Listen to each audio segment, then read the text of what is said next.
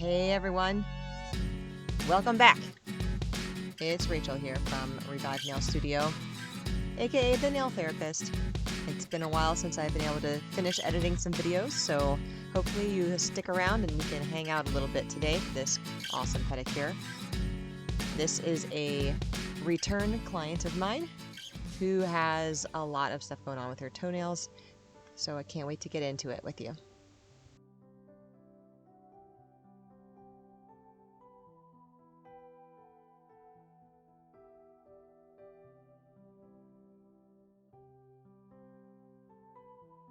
If you did not see her first video, I would recommend going back and watching that one so you can kind of see where we started and where we've come. This is only her her second pedicure with me. It's hard for her to get in with me because I do not usually work on the weekends. I have 3 kids, all of which require lots of driving around places for various sporting events. For most of the year, so I don't usually work on Saturdays anymore. However, it's summer and most of them are not doing anything, so I can come in on the weekends a few times here and there, and so yay, she was able to come in and see me again. So it's been since I think March since I've seen her, so not a ton of progress, unfortunately.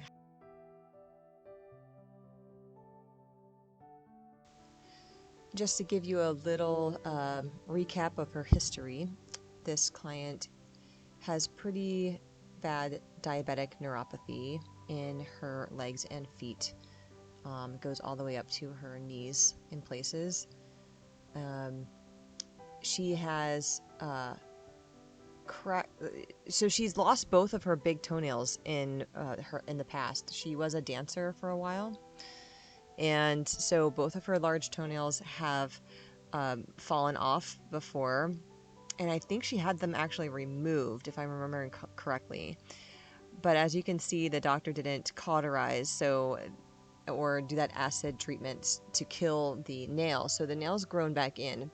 But when it does, there's it's almost like a wavy surface. It's bumpy and not smooth across the surface, so there's a lot of smoothing we have to do. On the sides of her large toenail, in the corners, you'll see the nail is sort of lifted up and there's some darkened colors, and I'll talk a little bit more about that as we get closer to that nail.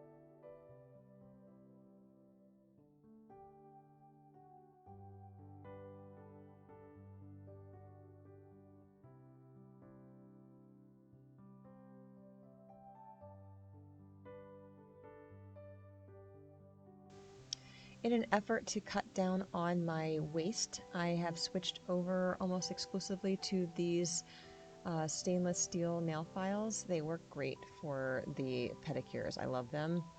I can sanitize them and disinfect them and sterilize them, so it's great for reducing waste and also just being more sanitary than your average nail salon. If you're interested in buying some for yourself, I'll put the link down below and you can see where I purchased them.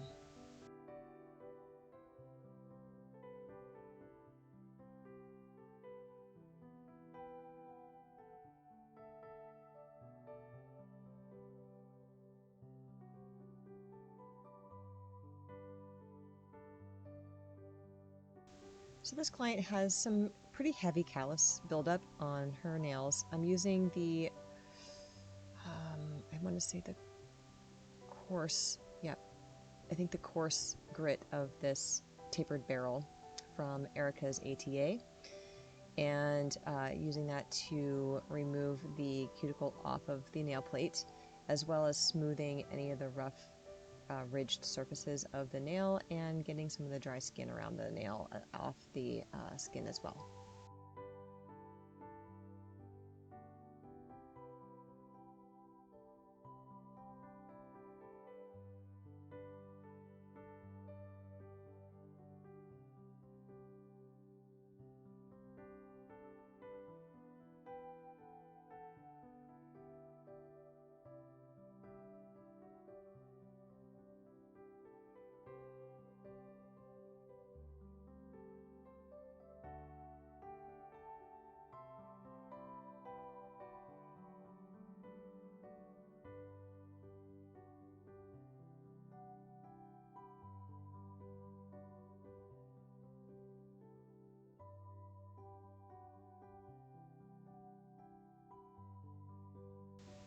When you're working with a diabetic client, it is important to be a little extra cautious with them as far as what kind of tools you use, and the pressure that you apply, because you don't want to risk nipping them or opening up their skin for infection. The e-file is great for all kinds of things, especially with diabetic clients, because they're very gentle, and unless you stay on one place for a while, they're not going to cut your skin. So I like to use the e-file for a lot of my beginner work, like the beginning portion of the pedicure. And I do ask her later in the pedicure if she would prefer to be completely waterless or if she wants to soak her feet. And the reason I do that is because, you know, there's a preconceived notion that when you go to get a pedicure, if you put your foot in water, you're going to contract some kind of disease. And sometimes you can, depending on where you go. But I use a single-use liner, and everything I use is once and done, or it's totally sterilized. So there's an extremely low chance of her contracting anything, especially since we're going to leave her skin intact. There's not going to be any openings for any bacteria to get in to her skin. But if you use a throne chair that whirls like it's got that swirly jetted tub, then you have to be very diligent about disinfecting it if you're going to deal with anybody who's immune compromised. Okay, so we're back on this large toenail, and you can see as I'm moving the barrel across the nail that some of the areas of the nail aren't filing, and that's because, like I said before, it's very wavy from her previous injuries to the matrix of the nail. So I'm going to do my best to try and get this all smoothed out. It's going to take a few minutes, but we're going to want that to be nice and smooth before she leaves.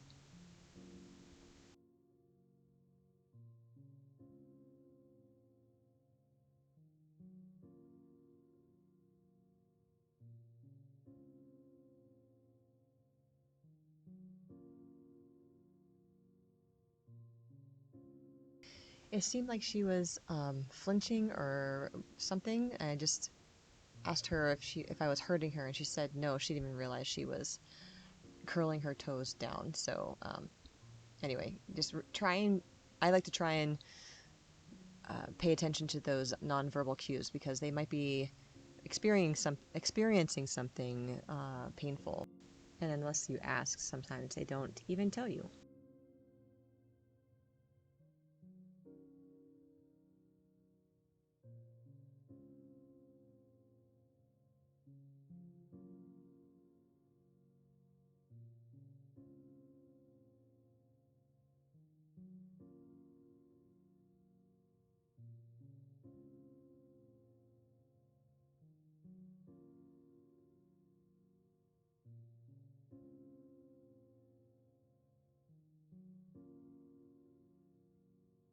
On the right hand corner of this nail, there is a sort of like a darker line, and underneath that is an area of the nail where it sort of crumbled. And so, right in where that area is, it's very crumbly and detached in some places. And so, obviously, I can't just leave it crumbly, I have to take it off. And unfortunately, that kind of makes the shape of the nail unattractive. But I couldn't tell if it was a fungal infection or if it was just some damage that's been done over the years, because there is like a dark line above it that appears to be kind of like dried blood. So she might have had an injury from wearing some shoes or something like that, and it's growing out. So we talked about it a little bit and came to the decision we're just going to kind of wait and see what happens. I took off as much of the nail as I could without it becoming painful for her. And I'm going to try and see her again in the next couple of months to see where we're at.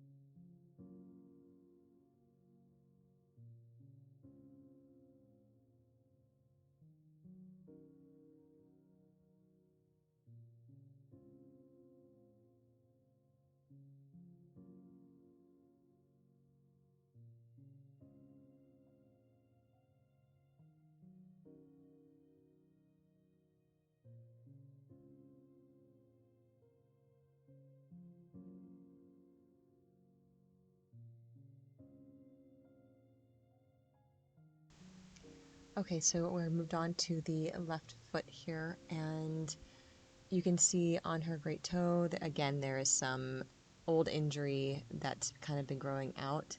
And I'm just going to do a little scraperooski to see if I can get any of this debris out.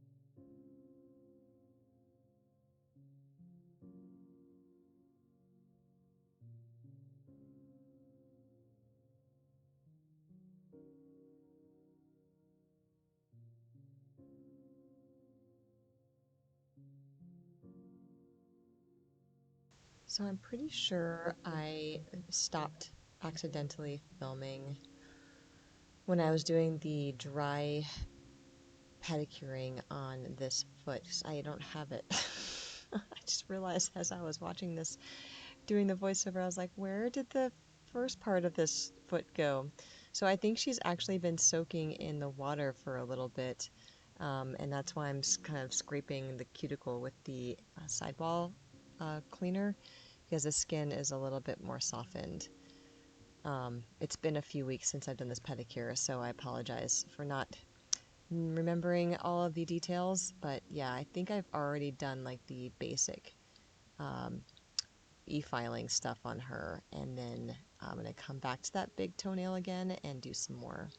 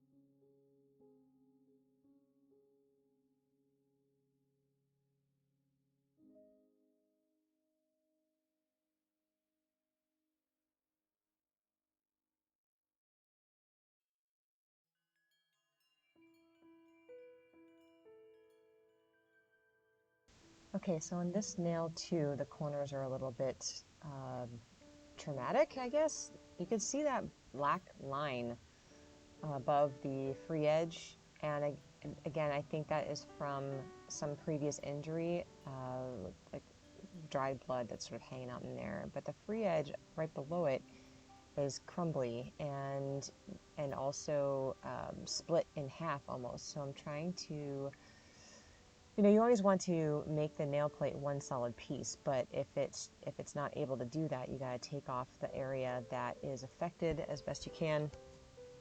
And so that's what I've been trying to do here in this corner, so that as it grows out, it's not going to splinter further.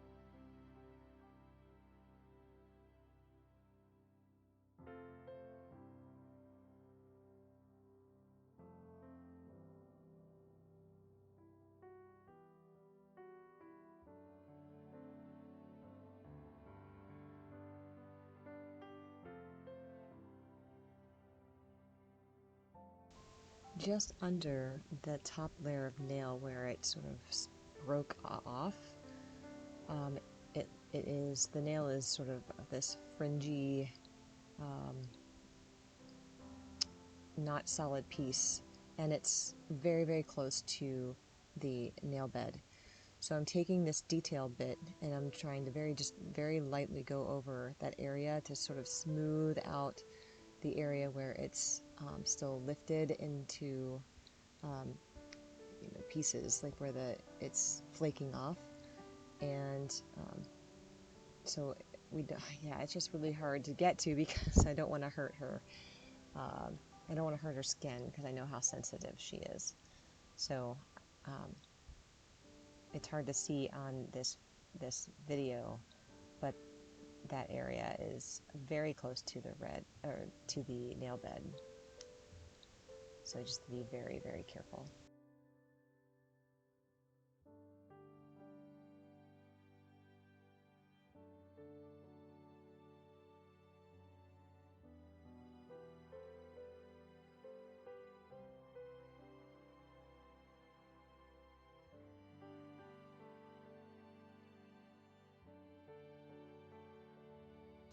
And I'm on the fence as to whether or not I think that might be a fungal infection in the corner there, because one, there's no odor at all, and it's this white, dry, almost flakiness instead of that crumbly, weird, spongy appearance that you would get when you have a fungus.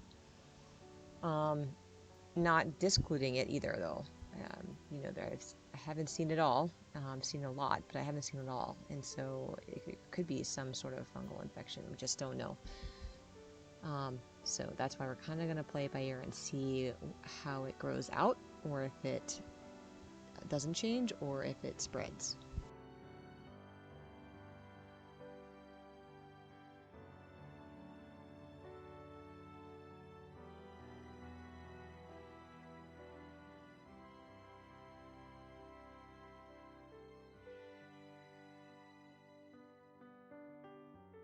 After she's soaked and the debris is kind of washed off, we can see that there is a vertical split in the corner of this nail. So now we got to work that out without causing her any pain.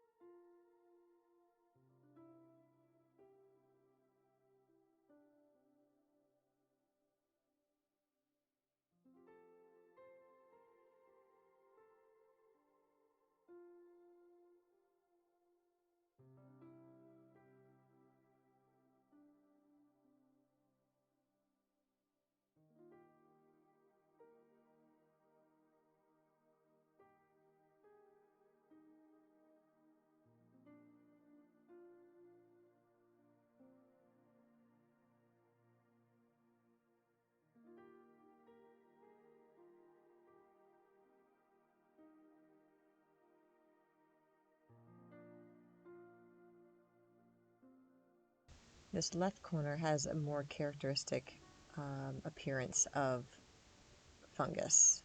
Again, no odor, but it has that sort of yellowy, spongy sort of feeling.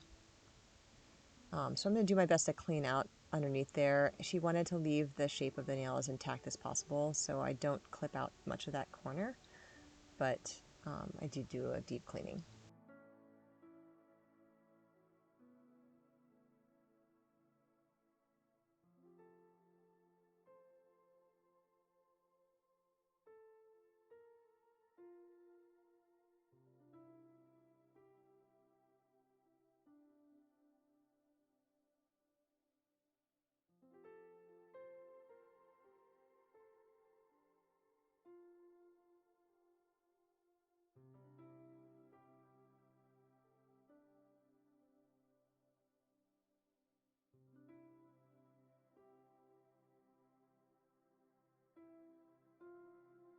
Splits like this are hard because, as you guys all know, if you leave a spicule in, that is just setting her up for an ingrown toenail.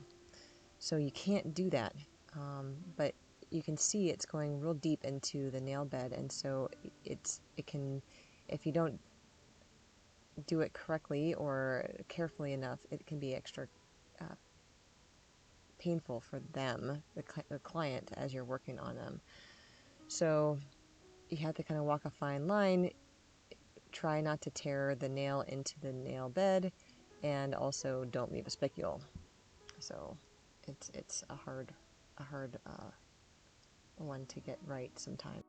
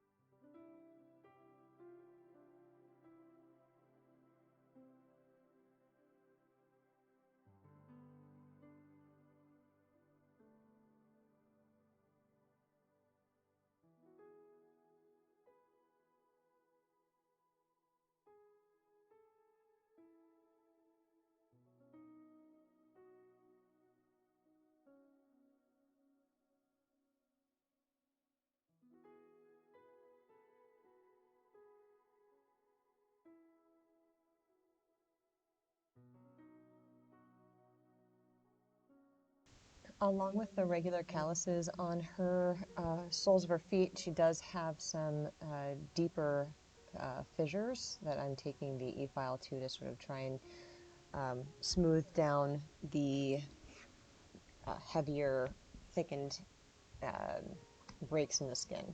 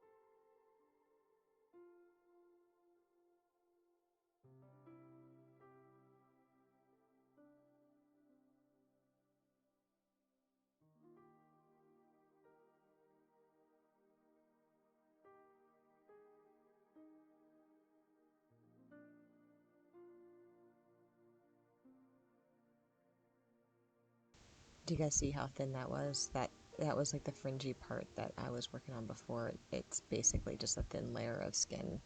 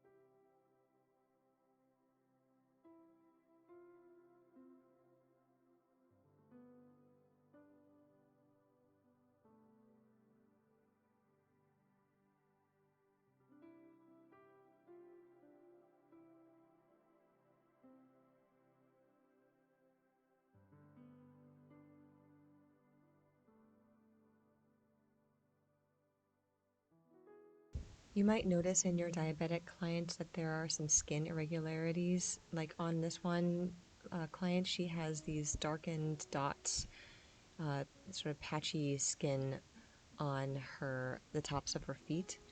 And she was told it was due to the diabetes. And so I've looked it up, and it's possible that it is called acanthosis nigricans. Although a worse case is much different looking than that.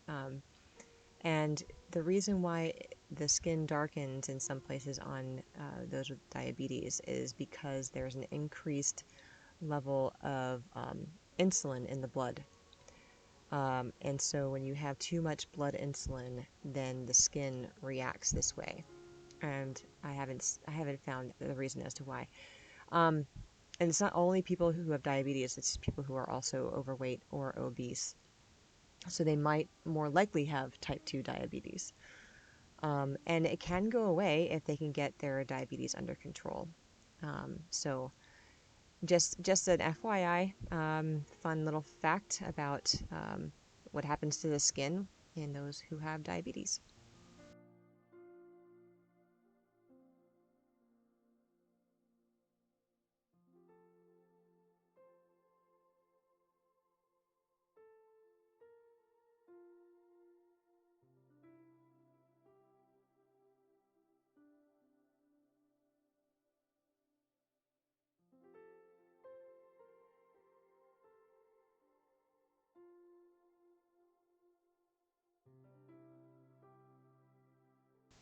And I'm going to head and skip the massage portion, and we're going to see the before and afters here in just a second.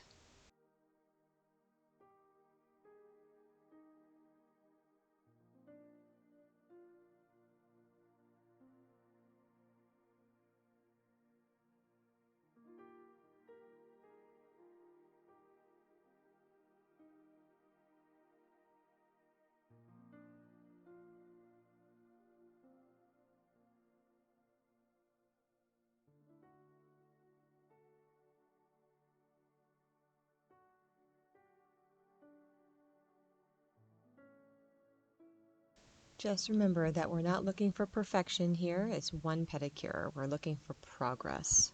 And I think we made a lot of great progress today in this pedicure. I can't wait to see her back again in the future. As always, thanks so much for watching. And please click the notification bell if you want to get a notification every time I drop a video. We'll see you next time.